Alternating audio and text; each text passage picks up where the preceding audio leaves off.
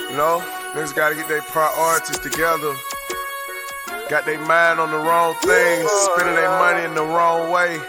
Trapaholic, real trap shit. Say you need that car with the rims and a trunk, just like Jim. It's more than life. Yeah. I'm telling you. Talk to him. Say you need that LV bag with the belt and the hat. That's all you got though. It's more than life. Yeah. Talk to him. Real. Say you wanna turn up at the club, buy some bottles, impress them girls. It's more than life. Fucking everybody. Yeah. Good evening, everyone, and welcome to Saints and Appetizers podcast and Food At.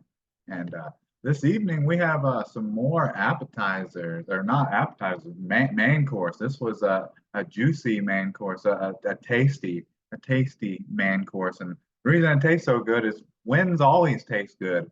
You know, I can eat just, you already know, like Jameis, I can eat W's all day, all week.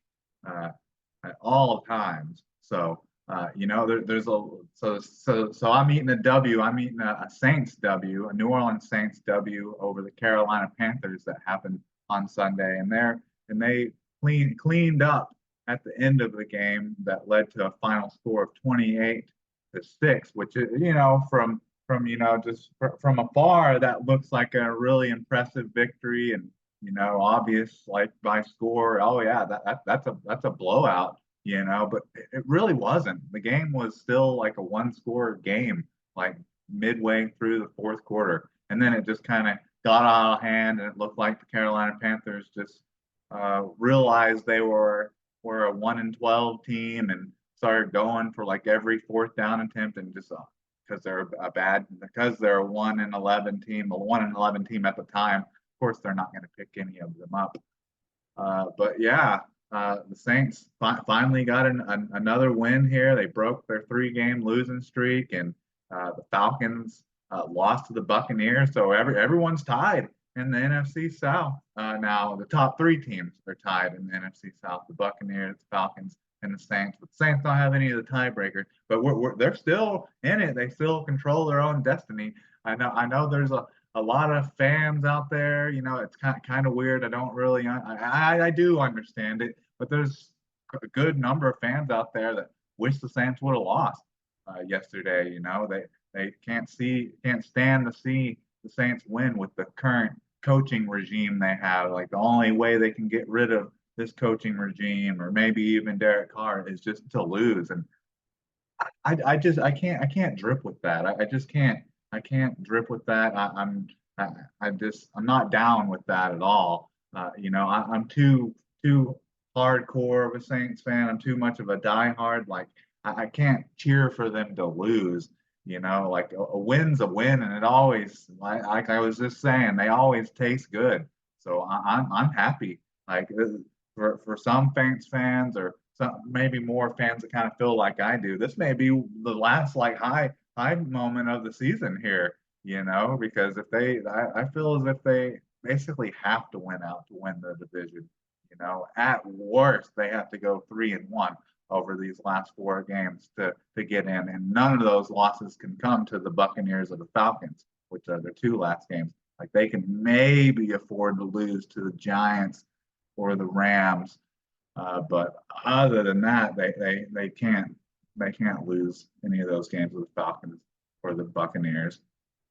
But I understand people want to get rid of this regime, and not just get rid of Dennis Allen and Pete Carmichael, and maybe even send Derek Carr with them. People are interested in getting a top 5 draft pick, So if they'd have lost in this game and continued to lose out, they probably have a top 5 draft pick. But I think you can lay those hopes to rest. I don't think that they'll be in the running for that. I find it hard to believe that they'll lose out their remaining games. But I'm happy that they won. I think it's exciting. It's exciting just to see how the NFC South will, like, break down at the end. Who's actually in it? For maximum stress reasons, it'll be a win in your end game at week 18 against the Saints and the Falcons.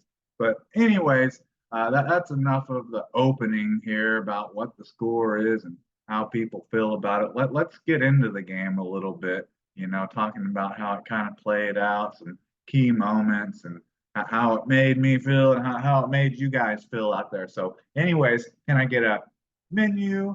And so the game started out like all right, the Saints defense, they've had like slow starts in a lot of games, and a lot of people I'm sure out there are going to be like, well, it's the Carolina Panthers, so it doesn't really matter. Well, any NFL team is an NFL team and has talent on it, so that they've been struggling so mightily over like the last 7, 8 games or so, like allowing 14 plus points in every first half of those games was just a ridiculous streak and stat to be holding on to. But they started this game out good, They started the game out like right out of the gate, getting some 3-and-outs, and then on the Saints like first drive, they looked pretty good actually. Like almost every play of that first drive was just running plays. They like ran on almost every down. It was very very reminiscent of what the Lions did to them last week, made them look like the bad team, kind of like the Saints made Carolina look like the bad team, even though the Lions turn around and get blown out by the Chicago Bears on Sunday. But so, yeah, the Saints look good on their first drive. They, like you've seen 100 times this year, they march right down the field. And then once they get inside the 20, they just come to a screeching halt. And that happened to them on this play. But Alvin Kamara was running the ball, looking good. Even Jamal Williams was looking good. He had 11 carries for 43 yards, which is close to a 4-yard average, and a long run of 12 yards. That's the first decent game that Jamal Williams has had all year, and it had him up and dancing. And one of the few things the crowd was cheering when they would see him on the big board dancing and celebrating. Other than that, the majority of it was boos, especially anytime they showed Derek Carr or they had a lackluster performance on third down.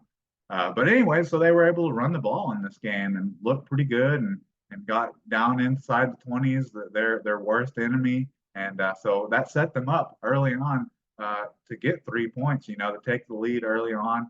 And Blake Rupe, he missed a 29-yard field goal. I mean, just a couple weeks ago, I was picking him to be my player of the game, and now Blake Rupe's missing another 29-yard field goal. There hasn't been any field goals missed that 29 yards or less. There's only been 4 of those all year, and one of them was blocked. And two of them were missed by Blake Rupe. So Blake Rupe, his early season demons are kind of showing up again, and he didn't have to attempt another field goal the rest of this game because the Saints somehow came away from this game scoring 4 touchdowns. So not all of them were in the red zone. Not all of them were offensive either.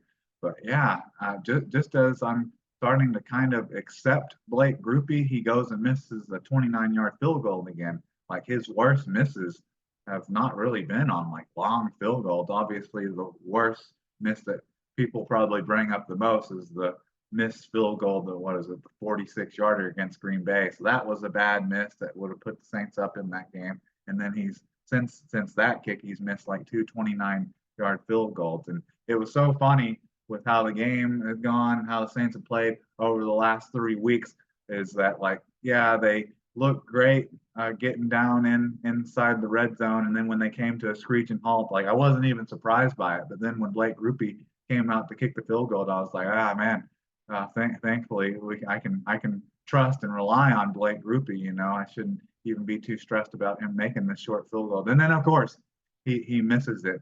So just when Blake Rupe starts having me kind of come around to the kid, he does that.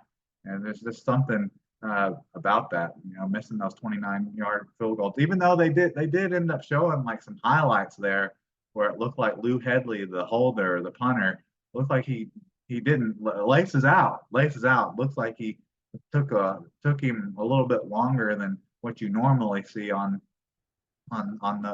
field goals and extra points. That the spinning the ball around to have the laces out looked like it took longer than usual, and maybe that threw off the timing. I want to like Blake Rupe. I want him to end up being the correct choice over Will Lutz. So we'll just say it was a combination of things. It wasn't just an outright miss from 29 yards. I would say that Lou Headley had a little bit to do with it. But so they missed that. They missed the 29-yard field goal, and then they get, let's see, they give the ball back to the Panthers there, and the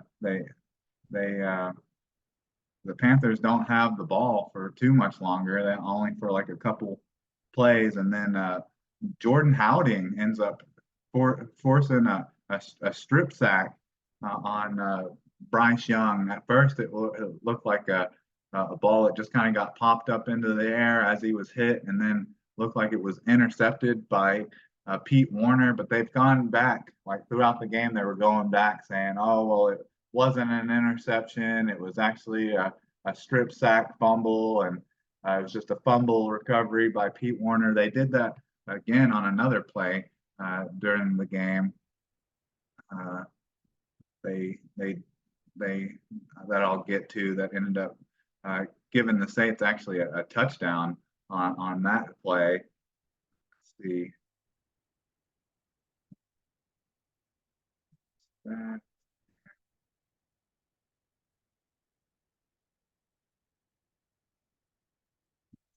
Fumble was, yeah. So after that play, the Panthers get the ball back, and well, the Saints didn't do anything with the fumble, the strip sack fumble by Jordan Howding. So that started to get groans and boos filling the stadium. After such a great play that set them up with great field position, they weren't even able to do anything with it. They just turned around and went 3 and out. And so they traded some punts back and forth, and then the Saints finally, they kind of got going again on the ground like they were earlier, and were able to have like a 6-play 44-yard drive, and then that ended up getting capped off by a 9-yard touchdown run by Alvin Kamara, and he ended up he ended up having a good day too, just solely off of just like his average. Alvin Kamara was 12 for 56 yards with a 4.7-yard average, the 9-yard long of touchdown, and then we've seen this before without Alvin Kamara earlier in the season. This is kind of not a statistic probably to be all that proud of, but he also had 3 catches for negative 11 yards, which is like negative 3.7 yards a catch. He had along of 5 yards, but he lost a lot of those yards on like a horrible screen call on the first drive that the Saints had, where when they got inside the 20-yard line, and then had like this horrible screen play that like lost like 6 yards. That's where a lot of that comes from. But yeah, so they take the lead early in the game, 7-0, which at that point I'm still griping about the groupie miss that they should have had a touchdown, should have had a field goal there at least. So it should have been at least a 10-point game at that point, and then they just kind of trade a field goal with the Panthers. The Panthers get a field goal, and then the Saints, the Panthers have the ball again at some point, and this is the play that probably was basically the deciding factor of the game, and that was when Johnny Heckers punt it wasn't a block punt. This is again where they came in with the statisticians. Like at first they had it labeled as a plot a punt block by Nephi Sewell, and then recovered by DeMarco Jackson and returned for an 8-yard touchdown. But then they go in, and the statisticians keep coming back in on the call, saying that it because Johnny Hector's foot never made contact with the football, therefore it was a forced fumble, I guess, by Nephi Sewell, returned by DeMarco Jackson for a touchdown, and that put the Saints up 14-3. And if you were followed the rest of the game, that was right there was pretty much enough to do it. And then Eddie Pinheiro ended up shortly after that adding a field goal, and then Eddie Pinheiro. This is how you know things are going great for the Saints, is when Eddie Pinheiro, he missed like a 41-yarder in this game to keep the game like close. It would have been let's see, so nine would have been less than a touchdown lead if Eddie Pinheiro would have made the field goal later in the game. But he didn't make that, and the Panthers weren't able to muster more than six points in the entire game. But then the Saints, they had a couple more scoring drives. They kind of caught fire a little bit in the fourth quarter, getting some late touchdown passes to Jimmy Graham, to Chris Olave and Jimmy Graham. And man, those plays were set up by some crazy catches in this game. A.T. Perry, who everyone's been calling for him since the start of the season, and for what he did in the preseason, being like the leading receiver in the preseason. But yeah, A.T. Perry on a play. They tried another deep ball earlier in the game to Chris Olave that got like just knocked away at the last second by J.C. Horn. But then they try another deep ball, to A.T. Perry, and he makes a crazy like diving catch for 44 yards that sets them up in the red zone.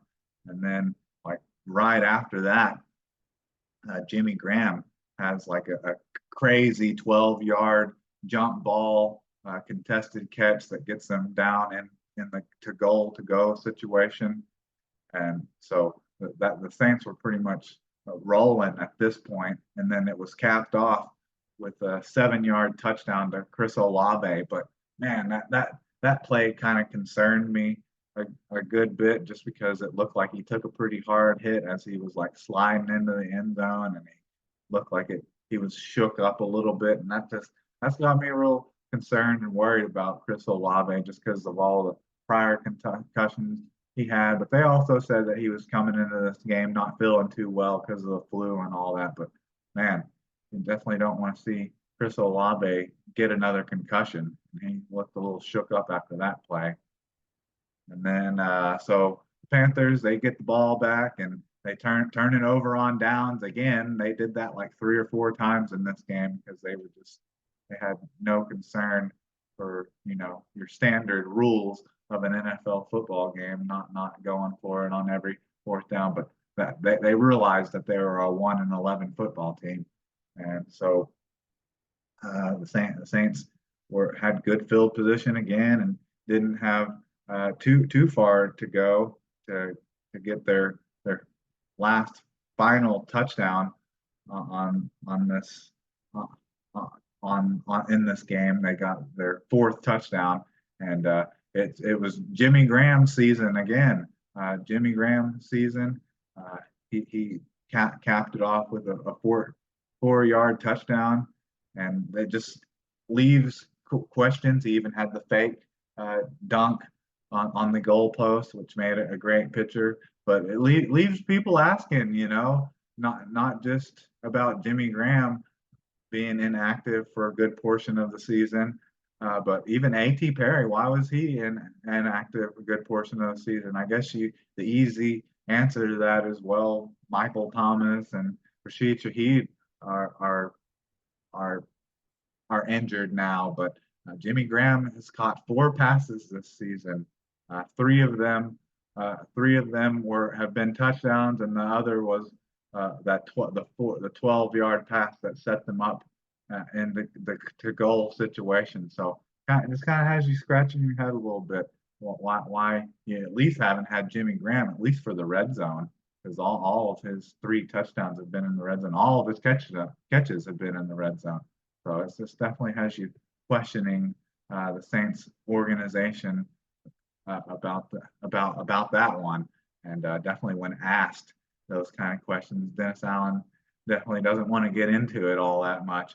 And another thing that he didn't want to get into all that much was on one of the plays where uh, where see, where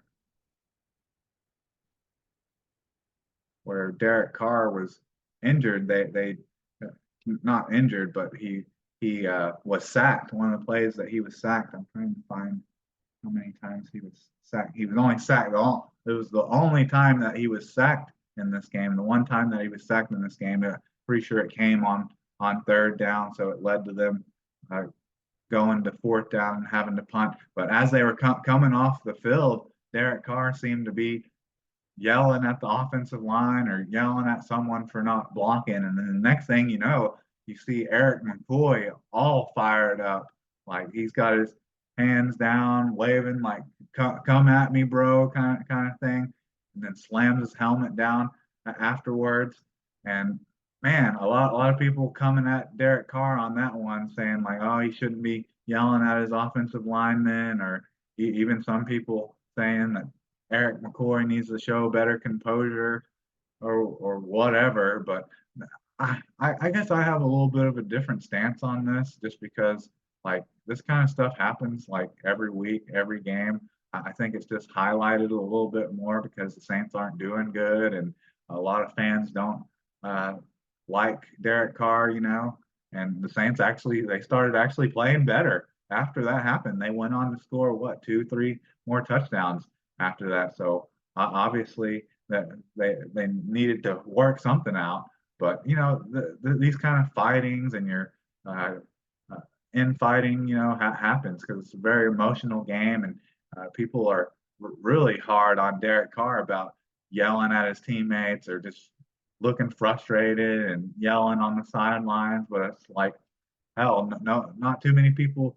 And I'm not comparing him to Tom Brady or Patrick Mahomes at all, but I'm just saying like when those guys do it, we saw that a bunch over the last couple of years where Tom Brady was getting fired up in games when things weren't going well for him when playing the Saints. But even on Sunday, we saw Patrick Mahomes getting after maybe to Darius Toney for being offsides, or maybe for the refs for calling it. But what do they call those players? They just say that they're passionate and care about the game. So I kind of I don't have the same hate for Derek Carr that everyone else, a lot of Saints fans seem to have. Maybe it's because I watched him quite a bit when he was a Raiders, and I kind of already knew what to expect when getting him. Even though it is a disappointment that we're getting this type of performance from him, with him getting 150 million a year. But hey, what are you gonna do? You gotta being negative and praying for his downfall. I don't think it's gonna help any. But I thought they played better after their little scuffle that they got into. And so let's see a few more things to go over for this game. The big one is that I'm surprised that the Panthers didn't win this game. Like, how did they not win this game when they rushed for 200 yards in this game on the Saints? This is the second game in a row where the Saints have allowed like 200 yards rushing, I do believe. Either it was in the Lions game or the Vikings game where they allowed 200 yards rushing as well. So the Saints' ability to stop the run hasn't been much better, and their ability to stop rushing quarterbacks from burning them and picking up first downs hasn't gotten in better either, which Bryce Young really hasn't been all that much of a scrambler this year, but he had 3 carries for 40 yards, which is a 13.3 average and a long of 21 yards. So even though he's not really known for his scrambling ability, he burned the Saints a couple times. And then Cuba Hubbard, their lead back, had 23 carries for 87 yards, which is a 3.8-yard average and a long of 13. So they kept just hammering it even when they were down in this game. You can kind of tell that by Chuba Hubbard's average. And then Miles Sanders almost really threw a wrench in the game plan for the Saints and would have the momentum would have shifted big time in this game if he would have scored on that 48-yard uh, 48-yard run that he had. That Paulson Adebo came all the way from the opposite side of the field to make the touchdown saving tackle, which stopped him at like the 1 or the 2-yard line. And the Saints were defense was able to bow up and get a sack on Bryce Young and force them into a field goal. But Miles Sanders, he had just 10 carries for 74 yards, which is a 7.4-yard average. And obviously the majority of it came off the 48-yard rush. But allowing that many rushing yards to a team and still winning the game 28-6 is a pretty wild stat. I'd love to know what the history of that is for teams that rush for 200 yards in a game but don't even have a touchdown, don't even score 7 points or more. And then another note for the game was Bryce Young was not impressive in this game at all. He looked like trash, honestly. Like his biggest plays and best moments of the game was probably him scrambling and picking up yards, but his numbers were terrible. He was 13 for 36, which is a 36.1 completion percentage for 137 yards. And he was sacked 4 times and had a quarterback rating of 48 and he had a fumble loss as well. So Bryce Young, he didn't look great, but there was a couple times that he went deep and had receivers like wide open, which would have either led to big gains or maybe even a touchdown if he didn't sell the ball over their heads. So the Saints were pretty lucky to be playing the Panthers on Sunday, because heck, if he could have just hit 1 or 2 of those plays, or or if they would have scored on the big run play there, this would have been a completely different game, because it's not like Derek Carr. He wasn't much more impressive throwing the ball either. Like going into the fourth quarter, he only had like 40 yards passing and ended the day with 18 completions off of 26 attempts, which is a 69.2 completion percentage, which is a little surprising that it's that high with the output that he had. And he had 119 yards passing, which is a 4.6-yard average. He was sacked the one time, a little scuffle between him and Eric McCoy. And then he had that one interception, which was a weird play where the Saints were like, had like a negative play where they lost yards, and then they were like hurrying up at the end of the game. And like the camera, the TV camera wasn't even like watching the play when he threw the interception, but nothing came out of it. The Saints didn't like give up any points from it. And then he had an 88.5 quarterback rating and 0 fumbles lost. So his day wasn't much more impressive than Bryce Young's. The fact that he had, you could argue, 2 kind of garbage time touchdowns, but that's about it. And so yeah, so that pretty much sums up the game here. Let's go over some stats real quick. So other than A.T. Perry having the long 45-yarder, didn't have much to talk about in the receiving game, obviously, because Derek Carr only had 119 yards. And Blake Grupe, he was just 0 for 1 field goals, but he bounced back and was able to make all of his extra points, which was about how long the field goal was.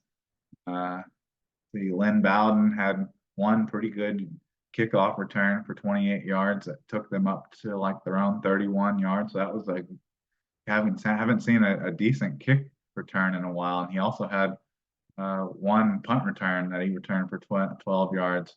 I think he also had a reception on a screen pass where he picked up like 15 yards. So Lynn Bowden Jr. and Jimmy Graham and A.T. Perry have all looked good, have all like stepped up in the with the losses of Michael Thomas and Rashid Shaheed. And then we talked about Bryce Young getting sacked 4 times. So this is like the first time in like 2 games that the Saints have actually gotten a sack and actually were getting pressure on someone. And the fact that they had 4 sacks, that may be their season total for a game. Demario Davis had 1.5 sacks, and he also had 8 tackles for 5 solo, three assists. And then Nathan Shepard, defensive tackle, he had a half a sack and had 6 total tackles, 3 solo, 3 assists. And then Carl Granderson had a sack with 5 total tackles, 1 assist, and 4 solo. Yeah, and then Jordan Howding had 1 sack and had 10 total tackles, 8 solo, two assists. And earlier in the week and prior leading up to this game, he also had a pass deflection as well. Leading up to this game, talking about how losing Marcus May to IR, and talking about how I thought that was kind of a bad signing over like trading CJ Gardner Johnson and not re-signing Marcus Williams. And just that it's a bummer, that Marcus May has made plays here and there, but it's just a bummer losing him basically for the rest of the season. But in hindsight, retrospect, Jordan Howding's better anyways. Even though he's a rookie, Jordan Howden is pretty much taking Marcus May's spot anyway. So that's nice to see. It's nice to see some positives in all the negatives of the injuries. Marcus, Rashid Shaheed, Michael Thomas, but then you have Lynn Bowden Jr., A.T. Perry, Jimmy Graham all step up. Then you very similar. You lose Marcus May. Just going through your head about how that was such a bad signing, and then your rookie that you drafted. I think he was drafted in the 4th round, stepping up and looking better than him, anyways. So yeah, he was actually a 5th round pick. So that you're getting that kind of production from a 5th round rookie doesn't get much better than that. But yeah, that pretty much sums it up for the stats. There really aren't any eye-popping stats besides really the defense getting those 4 sacks. But anyways, let's move on to what my player of the game was, player MVP, hot take, and game pick for this game. All right, so my player of the game was I picked Tyrann Mathieu to be my player of the game, and just solely off of like out of all like the veteran defensive players this year, he's been about the only one that's looked, not kind of slow and not kind of washed, even though Demario Davis had a sack and a half in this game. But every time I say one of these like even slightly eye-popping stats, I have to kind of come back and say, well, it was against the Panthers, because the Saints defense, they looked okay in this game, but they allowed the 200 yards rushing, and they play Tommy DeVito and the New York Giants next week, and he had like 71 yards rushing and like a touchdown against Green Bay. I feel as if he's probably going to rush for 100 yards against the Saints. But Tyrann Mathieu, he had an okay game. Had 6 total tackles, five 5 solo, 1 assist, and even had a pass deflection. And even throughout the game, a couple times the announcers, which Jonathan Vilma was on the call, he even mentioned how Tyrann Mathieu is one of the few players on defense that's played, especially veteran players, that's played good this year, and talked about how Dennis Allen talked about how it's really beneficial to have a true eraser in the middle of the field, your free safety. But yeah, I don't know if I could say that he was necessarily my player of the game. Just probably you'd probably have to, if you're going off of defense, probably have to give it to the guy that had the sack and a half, or Jordan Howding that had the strip sack. And then if you're giving it to someone on offense, probably Alvin Kamara for his 56 yards rushing and a touchdown. So they shouted Tyrann Mathieu out for basically what I was saying, though, is that he's played at a high level this year, and not just the interceptions, but being a racer in the middle of the field. So can't give myself a full point, but I give myself a little bit of a pat on the back because the color commentators mentioned that he'd been playing great, but I wouldn't say that he was the MVP of this game. And then my hot take was that I thought Derek Carr was going to get knocked out of this game again. Like, this was going to be a 1-score game late in the game, and Derek Carr, he's already been knocked out of 3 games this year due to concussions and ribs and shoulder and back and everything. And I just started to feel kind of like a trend more than just bad luck. Derek Carr's taken some big hits, and I was just wondering if it was maybe like a toughness thing for Derek Carr or what. But that didn't end up happening. That didn't happen. He didn't get knocked out. He didn't really get hit too many times in this game. He only got sacked the one time and maybe a couple quarterback hits. But those couple times he got knocked down or quarterback hits or anything like that, I was always like in anticipation that he's going to be rolling on the ground, holding his ribs, or he's going to slam the football down and look like he's limping off at the end, after the play. But lucky, I'm actually happy that that didn't happen, because I don't want to see any player getting hurt or anything like that. So yeah, so player of the game, MVP didn't really hit. Hot take. Uh, Questioning the toughness of Derek Carr, that didn't really hit. And then onto the game pick. I was saying this earlier that there's probably a lot of Saints fans that wouldn't want them to win, and want them to lose so they can get rid of Dennis Allen and Pete Carmichael and and just get a whole new regime, and maybe not even just getting rid of them. I'm sure there's a lot of Saints fans that want a top 5 draft pick, or just even a top 10 draft pick after losing out on one after the bad trade with the Philadelphia Eagles. Just even having a top 10 draft pick would be pretty exciting. But I couldn't bring myself to pick against the Saints playing against the 11-1 Panthers. I just didn't see it happening, and I'm happy that they're winning. Just feed me more W's, and I don't care if they get in the playoffs at what 8-9. Honestly, if they win the division, that's perfectly fine with me. So I couldn't pick the Panthers in this game solely because they were 1-11, but I didn't expect the Saints to score as many points as they did, even though it was a 1-score game. It was what, 14-6 still, like, going into the fourth quarter.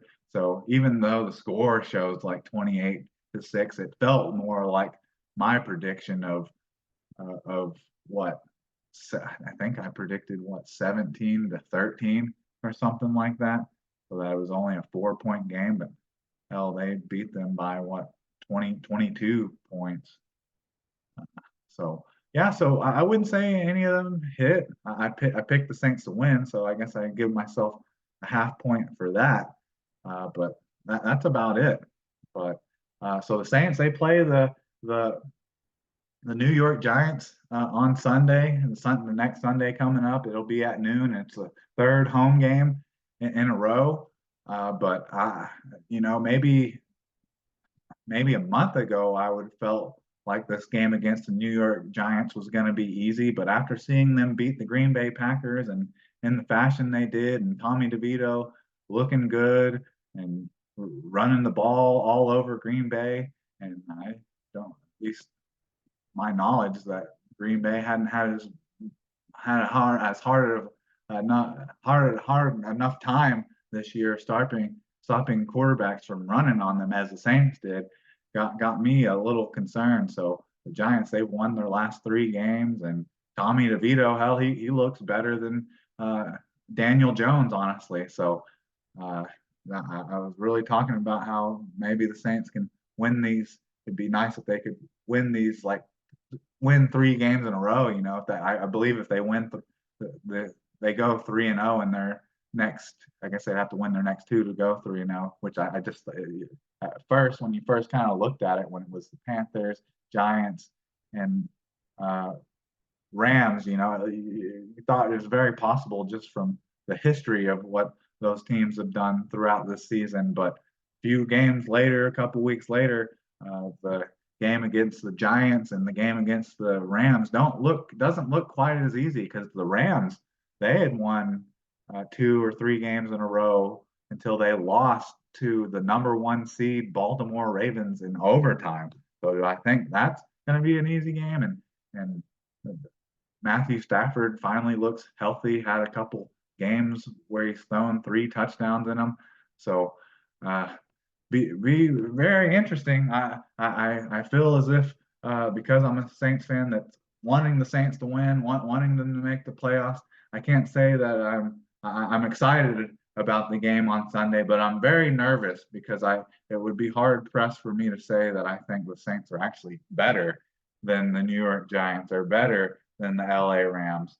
But it just makes for an exciting season and an exciting finish coming over the finish line to see who's going to win the NFC South. And hell, the NFC just in general is not great. Like, there's 5, 6 teams in the hunt, and all of them have a 6-7 record, even though the Saints don't own any of the tiebreakers. But the Saints, hell, if by grace of glory something, hell, that they could possibly get in as a wild card, which would honestly be more fitting and respectful, I guess, to other teams for the Saints if they got in to actually not host a home game. But just got 4 more weeks. It's going to be a exciting race to the finish. But anyways, I think that's all I have for you. So who dat? And can I get a check, please?